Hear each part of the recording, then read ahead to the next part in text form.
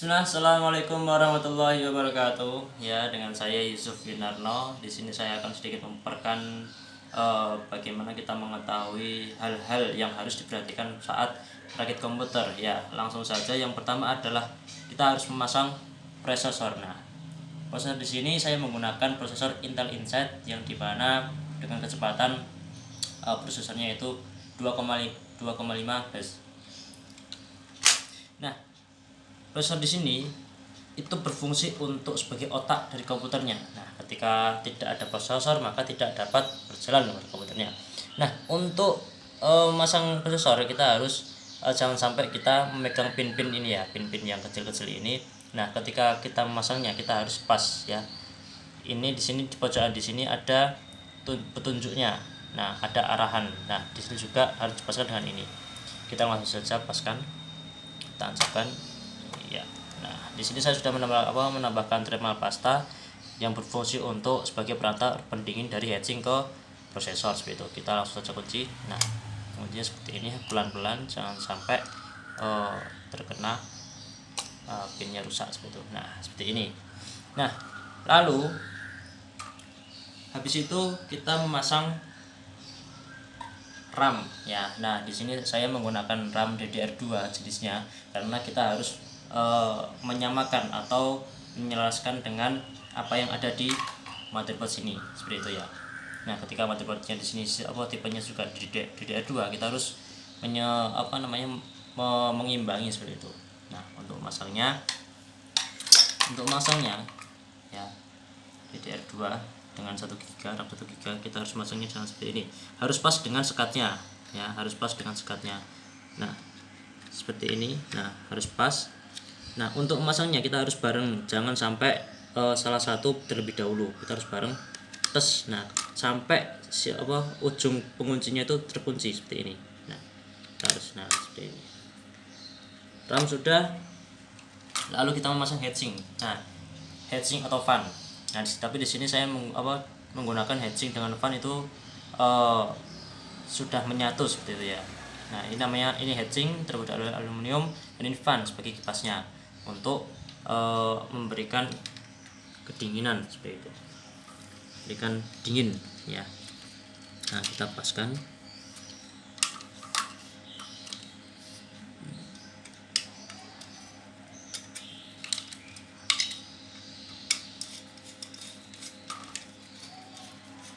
Oh iya, untuk motherboardnya ini saya menggunakan motherboard yang sudah jadul gitu ya. Menggunakan motherboard yang sudah jadul karena di sini motherboardnya itu terlihat kecil ya daripada yang biasanya. Yang sekarang itu kan udah besar. Nah, yang sekarang itu besar dan sedangkan ini motherboardnya ini kecil seperti itu. Saya menggunakan motherboard yang sudah jadul. Jadi ketika rusak motherboardnya untuk sekarang itu sulit menyarinya. Jadi ketika motherboard sudah rusak, kita harus mengganti motherboard yang lebih baru, itu yang lebih baru. Nah, kita memasang heatsink itu harus ngetrap banget ya dengan prosesornya. Jadi ketika heatsinknya itu dingin, maka prosesornya juga ikut dingin. Jangan sampai heatsink dengan prosesor itu tidak menyentuh sama sekali, jangan sampai. Maka dari itu kita memasang heatsinknya ini harus memang kencang dan ngetrap gitu. Kita harus perhatikan ini. Nah, sudah ini ya heatsinknya. Lalu yang berikutnya ada baterai CMOS. Nah, baterai CMOS seperti ini berfungsi untuk mengontrol bagian waktu pada komputer. Nah, untuk memasangnya itu kita harus bagian plusnya ini kita ditaruh pada bagian atas gitu ya. Bagian atas. Nah, seperti ini. Nah, setelah semuanya sudah, nah di sini ada yang namanya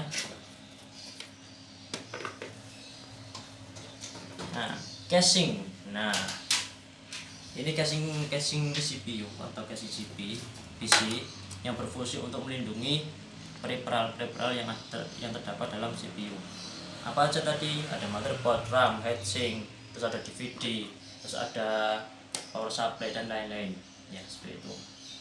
Nah, untuk memasukkan ke dalam casing ini, kita yang lebih awal adalah CPU. Nah, CPU ini berfungsi untuk memberikan daya utama pada komputer seperti itu. Nah, di sini saya menggunakan power supply bertipe ATX ya, ATX dengan daya 500 watt. Langsung saja kita pasang power supply-nya. Nah, seperti ini untuk masang power supply.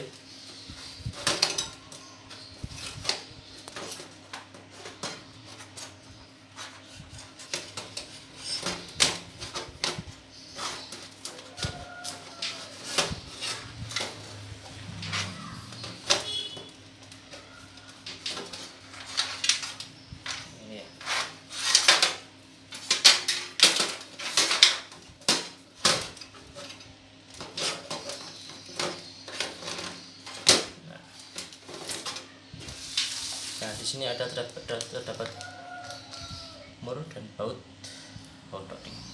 Nah, seperti ini kita harus menerapkan.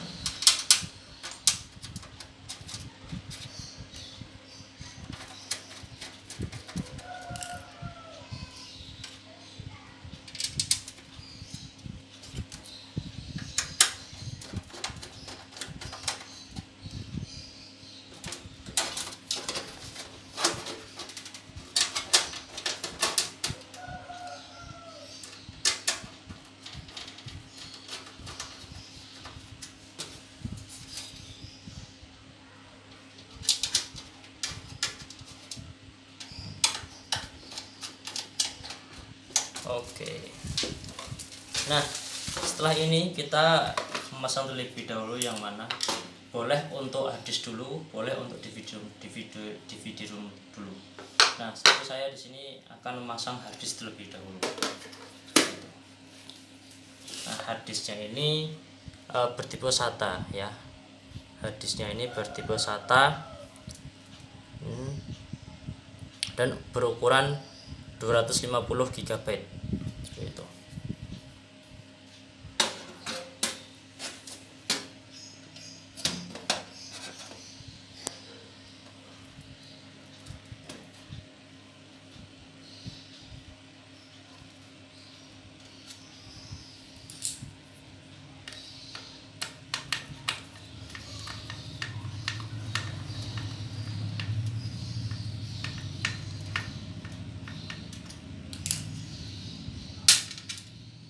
Jangan lupa untuk bautnya ya, bautnya terpisah antara harddisk, DVD room, lalu ada motherboard dan juga power supply, ini harus dipisah, jangan sampai keliru karena ada beberapa dari mur atau baut itu hampir sama ya, hampir sama, dan ada juga yang berbeda seperti itu. Maka dari itu kita harus pelan-pelan ya.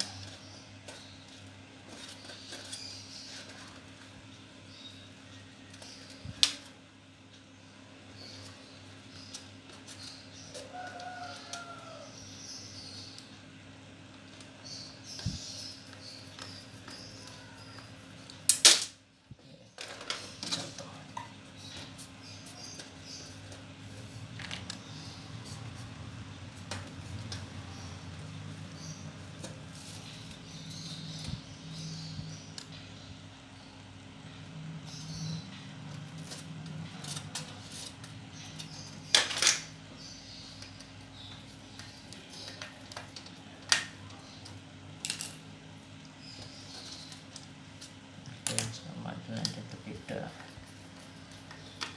Oke, lalu ada DVD room. Nah, DVD room di sini digunakan untuk sebagai tempat DVD atau CD, gitu ya.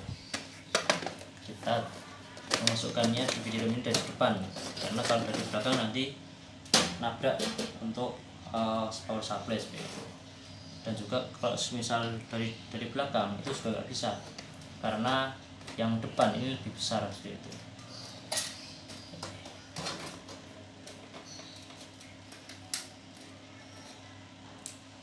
Nah, kita harus perhatikan ini. langkah-langkahnya. Sebenarnya DVD room ini ketika saat menyopot atau membongkar PC itu sebenarnya tidak usah dibongkar, nggak apa-apa. Cuman ketika ada permasalahan di DVD room ini, kita juga harus membongkarnya. Nah, udah, lalu kita tinggal masang motherboard ke dalam CPU atau casing seperti itu ya. Nah, di sini ada beberapa ini kecil-kecil, ada audio USB, lalu ada tombol reset, lalu ada ini power, lalu ada juga bagian LED. Nah, seperti itu. Kita harus masang dengan benar sesuai dengan yang ada. Nah, dengan yang ada dengan pin ini, nah sesuai dengan pin ini, pinnya berada di tengah dan di sini juga di tengah. Nah, kita harus memasangnya dengan tepat. Di sini audio, sudah audio. Nah, langsung saja. Di sini USB ya, di sini USB. Nah, kita langsung pasang saja USB-nya. Nah, lalu yang kecil-kecil ini sangat rumit. Jadi hati-hati untuk teman-teman yang bagi yang merakit komputer, karena di sini ada bermacam-macam dan spesifikasinya harus pas gitu ya. Jika salah sedikit nanti akan menimbul kerusakan pada ini tersendiri. Nah, seperti apa? Mari kita untuk reset bagian di sini. Di sini. Di sini. Nah, untuk power bagian di sini.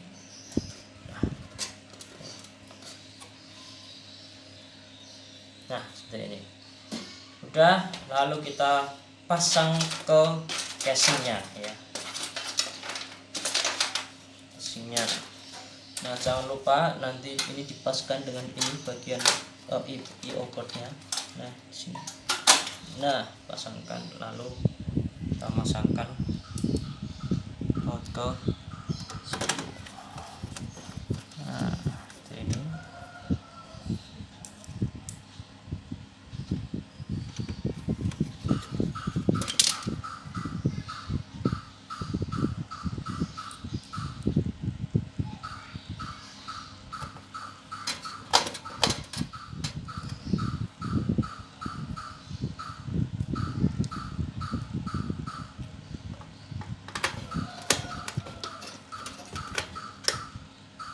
Nah, lalu kita tinggal memasangkan kabel-kabelnya ya.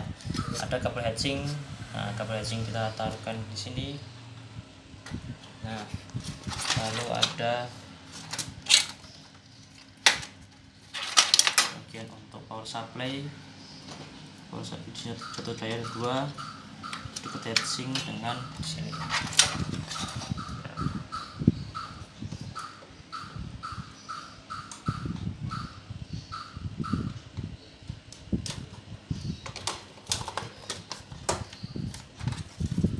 Nah, SATA kita taruh ke SATA bagian hard disk. Nah, untuk kabel ini kabel SATA dari motherboard ke hard disk, karena DVD room menggunakan SATA.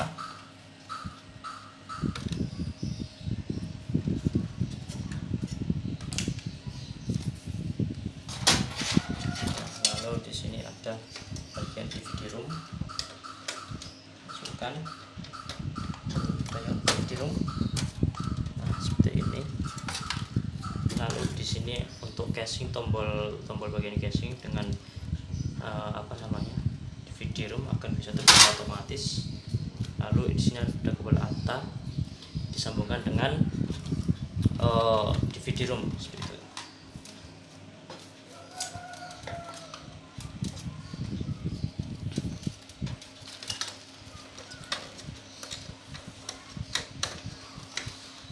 Nah, selesai, kita tinggal masukkan tutup casing. Nah, ini ya selesai teman-teman. Terima kasih atas penontonnya ya, penonton. Assalamualaikum warahmatullahi wabarakatuh.